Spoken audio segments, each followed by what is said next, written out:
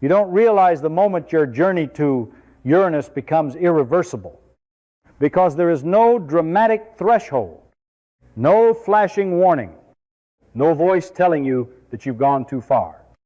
There is only a quiet, gradual drift away from everything your body was ever designed to survive in. And by the time you begin to feel the consequences, you are already committed to a path that doesn't allow you to return the same way you left. This is what makes Uranus different from every destination we casually talk about when we dream of space exploration. Because it is not simply far. It is far enough to let time itself become the real threat, stretching the journey into something that slowly rewrites your body while you are still alive inside it. If you try to imagine the trip in simple terms, you might reduce it to numbers.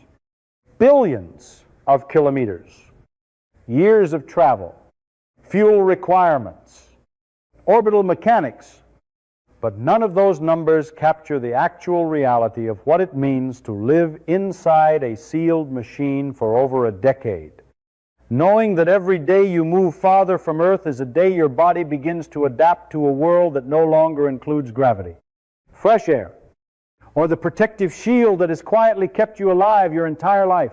The problem isn't just getting there. It's that the journey itself becomes a transformation, one that does not ask for your permission and does not stop once it begins. Think about how your body works right now, without you even noticing it. Your bones constantly rebuilding themselves under the pressure of gravity. Your heart pushing blood upward against that same force. Your muscles maintaining their strength simply because you exist within an environment that demands it. And now, remove all of that, not for a few days, not for a controlled experiment, but for years without interruption. And suddenly your body is no longer maintaining itself for Earth. It is quietly redesigning itself for something else, something weightless, something that has no need for the strength you once depended on. You don't feel this change as it happens, not immediately, because it's slow, almost invisible, but it accumulates in the same way erosion shapes a landscape, until one day the structure you relied on is no longer there. And here's the part that makes Uranus so deceptive as a destination, because nothing about it looks immediately hostile from a distance. It appears calm, pale blue, almost serene, the kind of image it suggests quiet exploration rather than danger. But that image hides the true cost of reaching it, which is not paid in fuel or engineering challenges. But in biology, by the time you are halfway there, your body has already begun to cross a threshold that cannot be undone simply by deciding to go home, because the damage is not something you can switch off. It is cumulative, built layer by layer over years of exposure to an environment that was never meant for human life. So when people ask whether we can send humans to Uranus, they are asking the wrong question. Because the real question is not about capability. It is about consequence. And the consequence is that the journey itself becomes the mission's greatest danger, not the destination. You are not just traveling through space.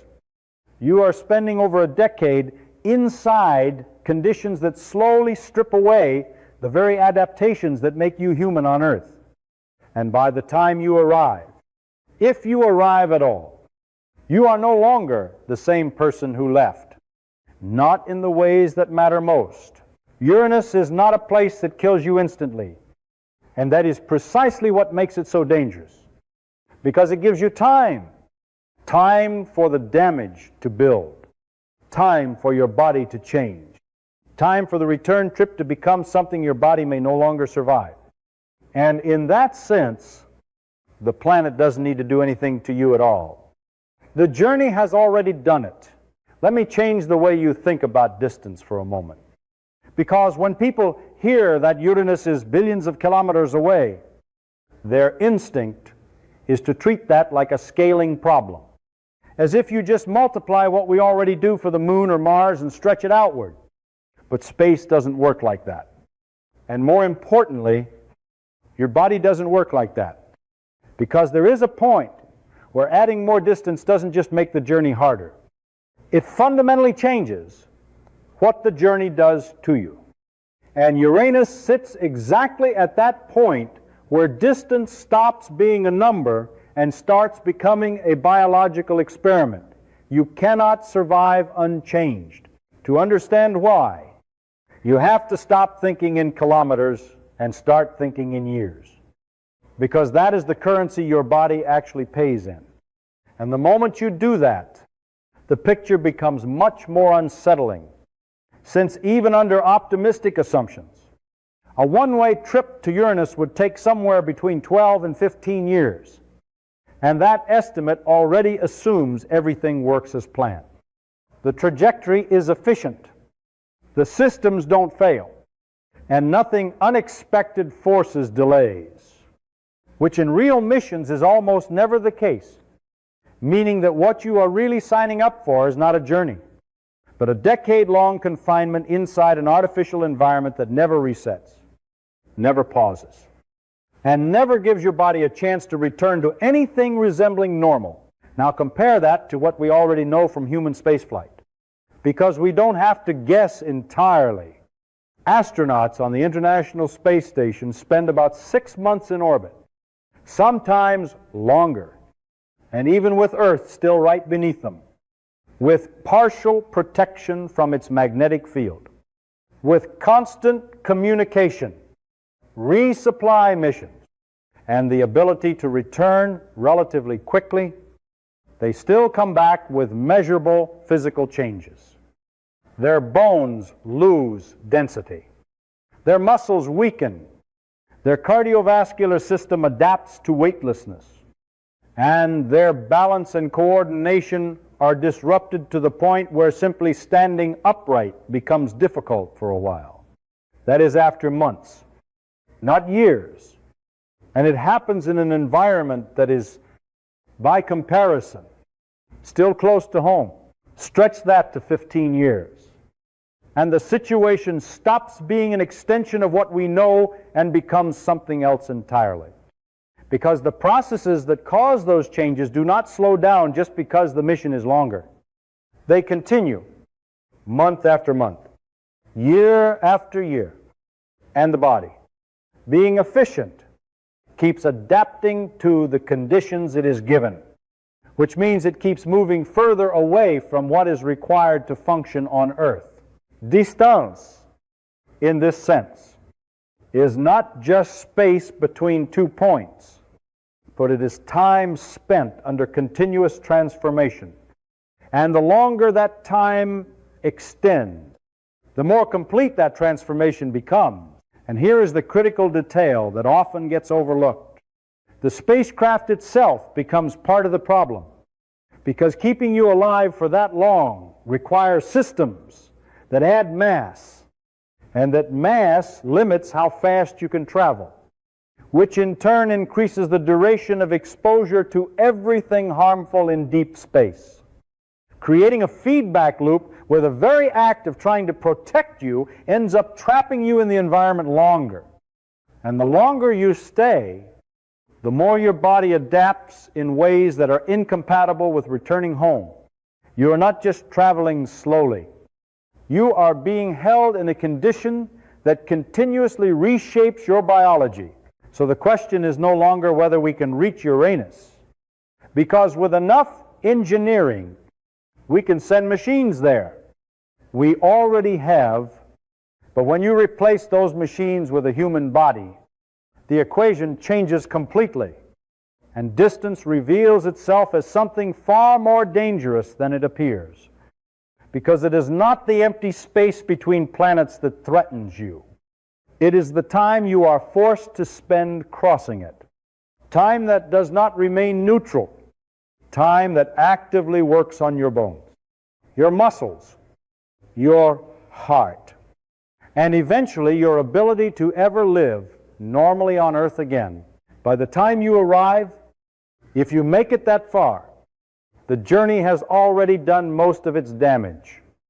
And that is what makes Uranus so deceptive as a target, because it looks like a distant destination waiting to be reached, when in reality, it is far enough away that reaching it means you have already endured a process that may have permanently altered what your body is capable of. And at that point, the idea of simply turning around and going home is no longer a plan.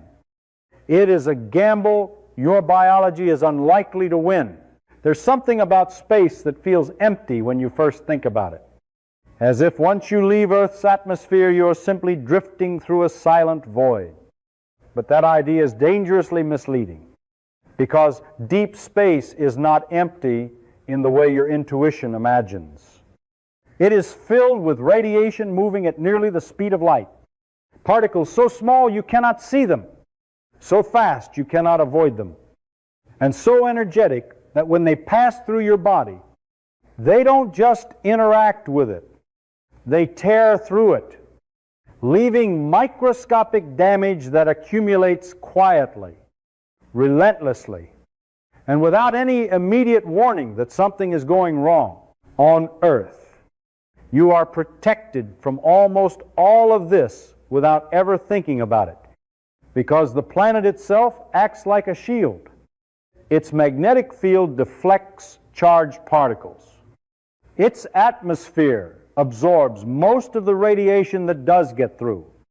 And as a result, you live your entire life in an environment where your body's repair systems are more than capable of keeping up with the small amount of damage that occurs naturally. Even astronauts in low Earth orbit on the International Space Station are still partially protected by this magnetic bubble. Yet they receive significantly higher doses of radiation than people on the surface, enough that it becomes a measurable risk over time, something that is carefully monitored and limited because we already know it can cause long-term harm. Now remove that protection completely and stretch the exposure from months into years, and suddenly you are no longer dealing with an elevated risk. You are dealing with a constant assault that never stops, because in deep space there is no shielding except what you bring with you. And practical limits on spacecraft mass mean that shielding can only reduce the exposure, not eliminate it. Galactic cosmic rays, which originate from outside our solar system, carry enormous energy and can pass through layers of metal and tissue alike, while solar particle events can flood space with bursts of radiation that spike exposure unpredictably. And over a journey lasting 12 to 15 years, your body would be subjected to this environment continuously, day after day, with no recovery period, no safe zone, and no way to step outside of it. The damage caused by this kind of radiation is not dramatic in the moment. There is no pain, no immediate sensation that tells you something has gone wrong, which is precisely why it is so dangerous. Because it works on time scales that your perception cannot track, breaking strands of DNA inside your cells, altering genetic instructions, and increasing the likelihood that those cells will begin to malfunction in ways that lead to cancer. But it does not stop there, because radiation also accelerates processes that resemble aging, particularly in the cardiovascular system, damaging blood vessels, increasing the risk of heart disease, and effectively pushing your body forward along a timeline it was never meant to follow so quickly. The brain, which you rely on to make decisions, solve problems, and simply remain yourself, is also vulnerable, as studies have shown that exposure to space radiation can lead to cognitive decline, affecting memory, attention, and the ability to respond quickly to complex situations, and in a mission where you are already isolated, already under stress, and already dependent on precise judgment. Even small impairments can have serious consequences. At the same time, your immune system begins to weaken because the bone marrow that produces blood cells is sensitive to radiation damage, reducing your body's ability to fight off illness or recover from injury, and turning even minor health issues into potentially serious threats over the long duration of the mission. And here is the part that makes all of this truly irreversible. The damage accumulates. Every particle that passes through your body adds to a total that does not reset, does not heal completely, and does not give you the option of starting fresh if you decide to turn back. By the time you reach Uranus, you are not just someone who has traveled a long distance. You are someone whose cells have been altered, whose systems have been stressed beyond anything experienced on Earth, and whose body has been carrying the weight of that exposure for over a decade. Even if you were to reverse course at that point, the return journey would simply continue the same process, adding more damage to what has already been done, pushing your body further beyond the limits it can safely endure. So when we talk about the dangers of traveling to Uranus, radiation is not just one problem among many. It is a continuous background force that never turns off, never gives you relief, and never allows your body to fully recover. And that is what makes it so insidious, because it does not need a single catastrophic event to end the mission. It only needs time. And the distance to Uranus provides more than enough of that for the invisible damage to become something your body cannot come back from. There's a quiet assumption you carry with you every moment of your life, and you almost never notice it, because it has always been there, shaping everything your body does without asking for your attention. And that assumption is gravity, the constant pull of Earth that your bones resist, your muscles work against, and your heart compensates for with every single beat. And the moment you remove it, not briefly, but for years, without interruption, you don't just feel lighter. You begin to change in ways that are slow, systematic, one, and far more destructive than anything that happens all at once. At first, weightlessness feels like freedom, like you have escaped a burden you never realized you were carrying, because your body is no longer being pulled downward. Your joints are relieved of pressure. Movement becomes effortless. And there is a sense of ease that might even feel pleasant. But that sensation is misleading, because what you are actually experiencing is the absence of a force your body depends on to maintain its structure. And without that force, the systems that keep you physically capable on Earth begin to shut down their maintenance processes, not out of failure, but out of efficiency, because the body only preserves what it believes it needs. Your bones are the first to reveal what is happening, because on Earth they are constantly being broken down and rebuilt in response to stress, a dynamic balance that keeps them dense and strong. But in a weightless environment, that stress disappears, and with it, the signal to rebuild. So the breakdown continues while the reconstruction slows, leading to a gradual loss of bone density that does not feel painful as it occurs, but accumulates month after month until the internal structure of your skeleton begins to resemble something far more fragile than what you were born with. Astronauts on the International Space Station lose about 1 to 2% of their bone mass every month despite exercising for hours each day. And even after returning to Earth, recovery is slow and sometimes incomplete, which means that over the span of a journey lasting more than a decade, your bones would not simply weaken. They would become porous, brittle, and increasingly unable to support your body under normal gravity. Your muscles follow the same pattern, because without gravity to resist, They are no longer required to generate the same force, and the body responds by reducing them, conserving energy by letting them atrophy, starting with the muscles that are most responsible for posture and movement on Earth: your legs, your back, your core, all the structures that allow you to stand, walk, and stabilize yourself against the pull of gravity. Over time, strength fades, coordination changes, and movements that once required no thought become difficult or even impossible to perform. And although exercise can slow this process, it cannot fully prevent it, especially over time scales measured in years rather than months. And then there is your heart, which is easy to overlook because you cannot see it working, but it is one of the most profoundly affected systems in a weightless environment. Since on Earth, it constantly pumps blood upward against gravity, maintaining circulation to the brain and the rest of the body. But in space, that requirement disappears. Blood redistributes. The workload decreases, and like any muscle that is no longer challenged, the heart begins to shrink, losing mass and strength over time.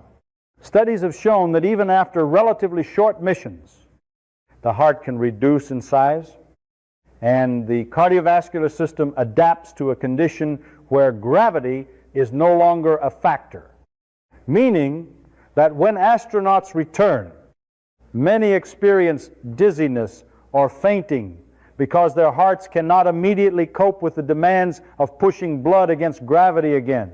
Now extend that process to 12 or 15 years, and the implications become far more serious because the changes are no longer temporary adjustments. They become a new baseline for how your body functions.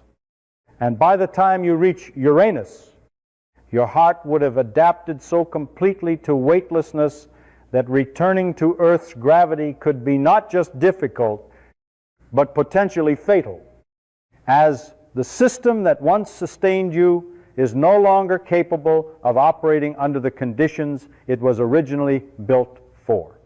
Your bones may not support your weight. Your muscles may not generate enough force to move effectively. And your cardiovascular system may fail to maintain adequate blood flow when gravity is reintroduced. So what weightlessness really does is not simply remove a force. It removes the constant demand that keeps your body aligned with the environment of Earth. And in its absence, your body does exactly what it is designed to do. It adapts. But it adapts in the wrong direction for a return home, gradually reshaping itself into something optimized for a world without weight. And in doing so, it takes you further and further away from the conditions that once defined what it meant to be human on this planet. There is a point in a long journey where the danger stops being something outside of you and begins to emerge from within. And it does not arrive suddenly or dramatically. It grows slowly, almost quietly, in the spaces between moments, in the repetition of days that begin to lose their distinction from one another, and in the realization that the world you once belonged to is no longer something you can reach, not physically, not immediately, and eventually not even emotionally in the way you remember it. This is where the mission to Uranus becomes something far more difficult than a technical challenge, because it is no longer just about keeping your body alive. It is about holding your mind together in an environment that steadily erodes the structures it depends on Earth. Your sense of reality is constantly reinforced by interaction, by the presence of other people, by the rhythm of day and night, by the subtle variations in weather, sound, and movement that remind you that you are part of a larger living system. But in a spacecraft traveling through deep space, all of that disappears, replaced by a closed environment where nothing changes unless you make it change, where every wall is artificial, Every sound is mechanical, and every day is defined not by nature, but by systems that must function continuously without failure. At first, this might feel manageable, even controlled, but over time, the lack of variation becomes a form of pressure, a psychological weight that builds without any obvious source. The isolation is not just physical, it is temporal, because communication with Earth is no longer immediate. And that delay, which may stretch to hours for a single exchange, transforms conversation into something fragmented and incomplete, where you speak into silence and wait, knowing that whatever response comes back will arrive too late to feel like a real interaction. This delay removes the sense of presence that human communication relies on, and with it, a part of your connection to others begins to weaken, not because you stop caring, but because the feedback loop that sustains that connection has been stretched beyond what it was designed to handle. Inside the spacecraft, you are not alone in the literal sense.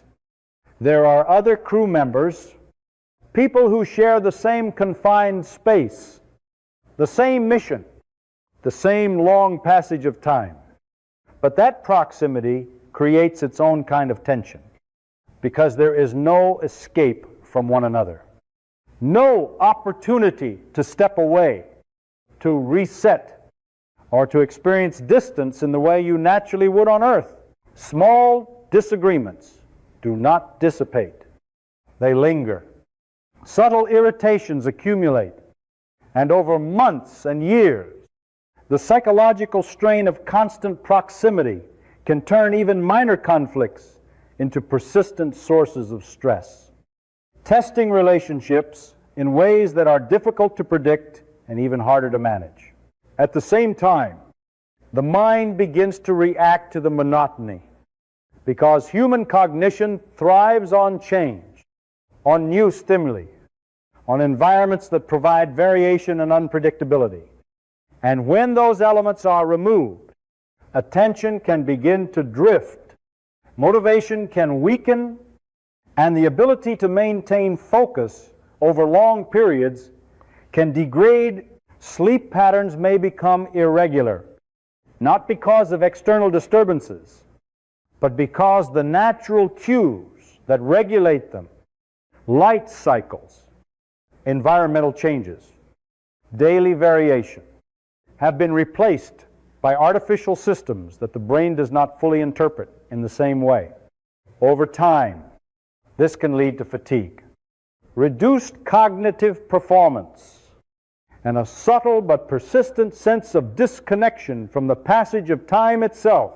And perhaps the most difficult aspect to articulate is the growing awareness that there is no immediate way out, no door that leads back to a familiar world, no quick return if something feels wrong. Because every kilometer traveled forward is a commitment that cannot be undone without enduring the same conditions in reverse. And that realization can sit in the background of your thoughts, not always at the forefront, but never entirely gone, shaping how you experience each day, each decision, each moment of silence. So when we talk about the psychological challenges of a mission to Uranus, we are not describing a single breaking point, a dramatic collapse that happens all at once. We are describing a gradual process, a slow erosion of the mental structures that keep you stable, connected, and grounded, a process that unfolds over years, not hours. And that does not need a crisis to become dangerous, because given enough time, the absence of everything your mind depends on can become its own form of pressure, one that is constant, invisible, and incredibly difficult to resist. By the time you finally arrive, after more than a decade of travel, after everything your body and mind have already endured. There is a natural expectation that something will change, that the journey will give way to a destination, that all the sacrifice, all the distance, all the slow transformation will lead to a moment where you can say you have reached something solid, something real, something you can stand on.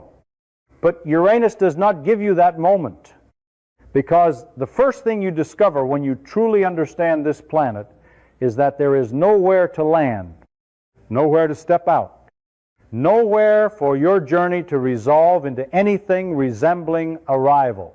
What you are approaching is not a world in the way Earth or even Mars is a world, with a surface that marks a boundary between sky and ground, but a vast, layered sphere of gas and fluid, an ice giant whose structure becomes more hostile the deeper you go, where the atmosphere does not thin into something breathable or navigable, but instead thickens into a crushing, shifting medium composed primarily of hydrogen, helium, and methane, with traces of ammonia and hydrogen sulfide, a mixture that is not only toxic but fundamentally incompatible with human life.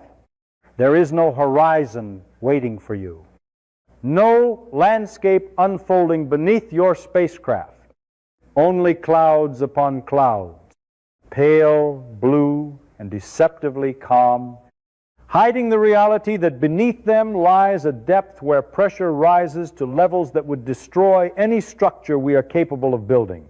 If you were to descend, hoping to find some stable layer where you could hover or deploy equipment, you would not encounter a clear boundary, because Uranus does not offer one.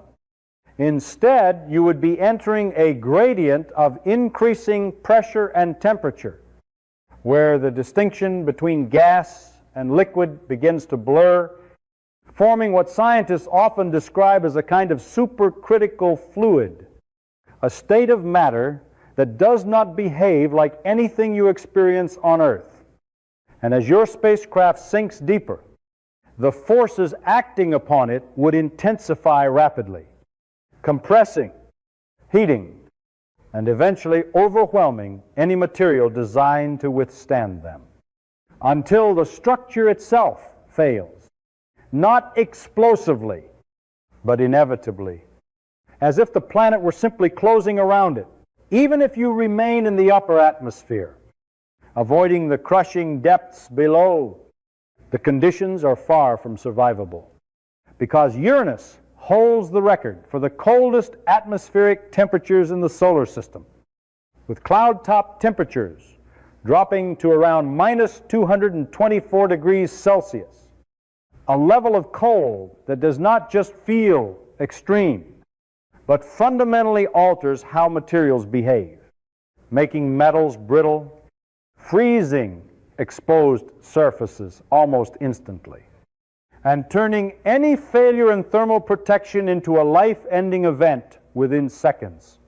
The air itself offers no refuge, composed mostly of hydrogen and helium, with no oxygen to breathe, and laced with compounds that are toxic, corrosive, and hostile to biological systems, meaning that even if temperature were not an issue, the atmosphere alone would be enough to ensure that a human could not survive unprotected. And then there is the motion of the planet's atmosphere, which from a distance appears smooth and almost featureless, giving the impression of a quiet, inactive world. But that impression is an illusion, because within those pale layers are winds that can reach speeds of up to 900 kilometers per hour, moving with a force that would tear apart structures, disrupt any attempt at stable flight, and create a constantly shifting environment where control becomes a challenge and survival becomes uncertain. These are not temporary storms that pass and fade, but persistent patterns of motion driven by the internal dynamics of the planet, making the entire atmosphere a place of continuous large-scale movement.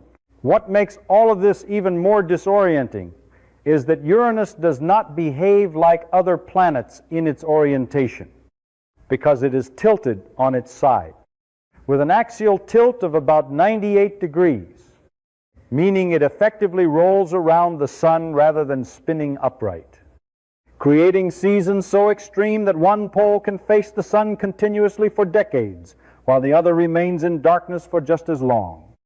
A configuration that reshapes how energy is distributed across the planet and contributes to the unusual and often unpredictable behavior of its atmosphere and magnetic field.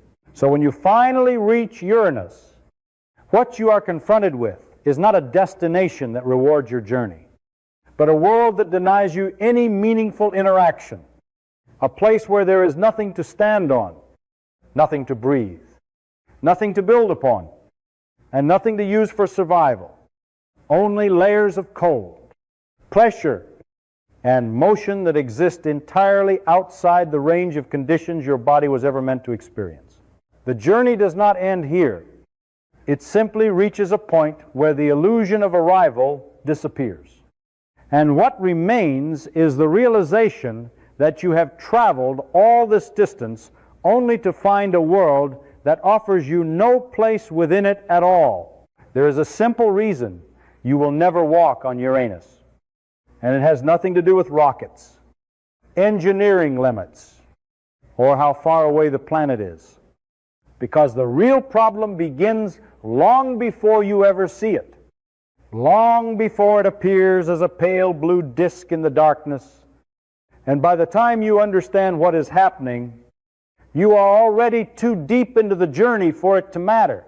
The danger is not waiting for you at Uranus. It is built into the path that leads there. And that path is long enough, silent enough, and unforgiving enough to slowly dismantle the very things that make you capable of surviving on Earth in the first place. What makes this unsettling is how invisible that process is at the beginning, because nothing dramatic happens when you leave Earth. There is no sudden collapse, no clear signal that something has gone wrong. Only a gradual shift that starts the moment you enter deep space and continues without interruption for years, reshaping your body in ways that feel small at first but accumulate into something irreversible. You don't feel your bones weakening day by day. You don't notice your muscles losing strength in a single moment. And you certainly don't sense the subtle changes happening inside your heart and brain. But all of it is happening continuously, quietly, and without asking for your awareness or your consent. The reason Uranus becomes the final limit is not because it is the most violent place in the solar system, but because it is far enough away to let these changes run their full course, far enough that time itself becomes the dominant force acting on you, and far enough that by the time you arrive, the version of you that left Earth no longer exists in the way that matters. You are still conscious, still thinking, still aware, but the systems that once allowed you to function effortlessly under Earth's gravity have been reconfigured for something else. Something that cannot simply be reversed by turning around and heading home. And this is where the idea of exploration begins to break down. Because we like to believe that every destination is just a problem waiting to be solved. That with enough intelligence and persistence, there is no place we cannot go. But Uranus challenges that belief in a much more fundamental way, because it is not asking whether we can reach it. It is asking whether we can survive the process of reaching it and still remain compatible with the world we came from. The answer, when you follow the logic all the way through, is deeply uncomfortable, because it suggests that the limit is not out there in space. It is within us. We have already sent something to Uranus, a machine that does not breathe, does not weaken, does not suffer, and does not care how long the journey takes. And it completed its task in a matter of hours before moving on. untouched by the conditions that would have permanently altered a human traveler. That contrast is not just practical, it is revealing, because it shows that the problem is not access, it is biology. Space does not treat all explorers equally, and the human body, for all its complexity and resilience on Earth, is not built for journeys that stretch across decades in environments that remove everything it depends on. So when we say that only robots will go to Uranus, we are not making a temporary statement about current technology. We are describing a boundary that emerges from the nature of life itself.